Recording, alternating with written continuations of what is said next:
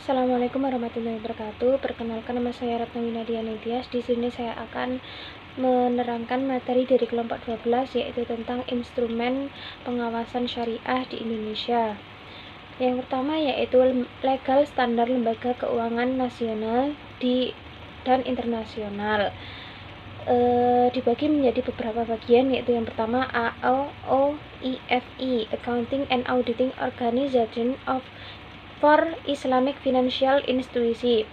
Organisasi ini didirikan pada tahun 1991 di Bahrain yang beranggotakan 151 lembaga keuangan Islam dari berbagai negara.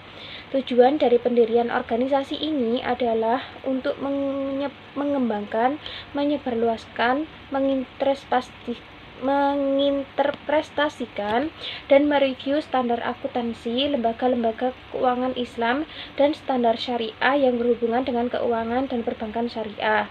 Yang kedua yaitu IIFAUIIG, yaitu The International Islamic Fiqh Academy of the Organization of the Islamic Conference.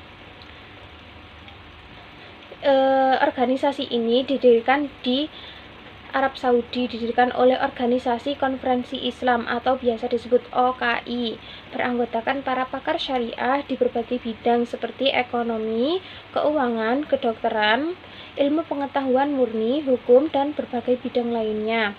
Lalu yang ketiga yaitu IFSB, adalah lembaga internasional yang didirikan di Kuala Lumpur pada tahun 2002 dan mulai beroperasi pada tahun 2003. Lembaga ini bertujuan untuk merumuskan infrastruktur keuangan Islam dan instrumen kebijakan keuangan Islam yang baru maupun yang diadopsi dari standar legal keuangan internasional yang lain yang disesuaikan dengan prinsip-prinsip syariah. Yang keempat yaitu PSAK Syariah.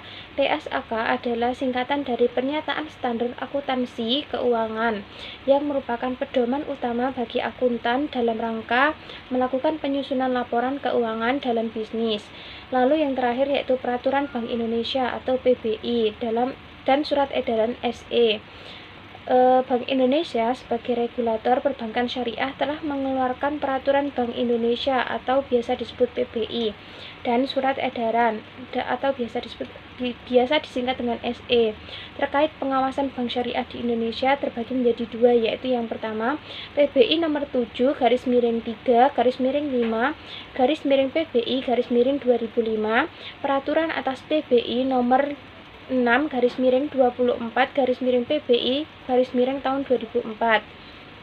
Lalu yang kedua yaitu SEBI 12/13/DPBS tanggal 30 bulan 4 tahun 2010. Lalu materi yang kedua yaitu tentang DPS pada lembaga keuangan mikro syariah. DPS atau singkatan dari Dewan Pengawas Syariah merupakan organ dari Dewan Syariah Nasional atau DSN di lembaga keuangan syariah. Dewan Pengawas Syariah adalah suatu badan yang bertugas mengawasi pelaksanaan keputusan DSN di lembaga keuangan syariah. DPS diangkat dan diberhentikan di lembaga keuangan syariah melalui RUPS setelah mendapatkan rekomendasi dari DSN. Tugas utama Dewan Pengawas Syariah adalah mengawasi kegiatan usaha lembaga keuangan syariah agar sesuai dengan ketentuan dan prinsip syariah yang telah difatwakan oleh Dewan Syariah Nasional atau DSN. Sedangkan fungsi utama jabatan DPS yaitu melakukan pengawasan terhadap keseluruhan aspek organisasi dan usaha KJKS atau UJKS koperasi sehingga benar-benar sesuai dengan prinsip syariah. Lalu materi yang terakhir yaitu opini pengawasan. Opini audit laporan keuangan adalah opini yang telah disesuaikan dengan kriteria tertentu untuk memperoleh dan mengevaluasi bukti secara objektif tentang kegiatan dan kejadian ekonomi, seperti halnya dengan resiko kesalahan penyimpangan dan sebagai bukti yang telah mendukung penyusunan laporan keuangan. Jenis-jenis dari opini yaitu ada 5. Yang pertama, opini audit wajar tanpa pengecualian. Yang kedua, opini audit wajar dengan pengecualian. Yang ketiga, opini audit audit tidak wajar.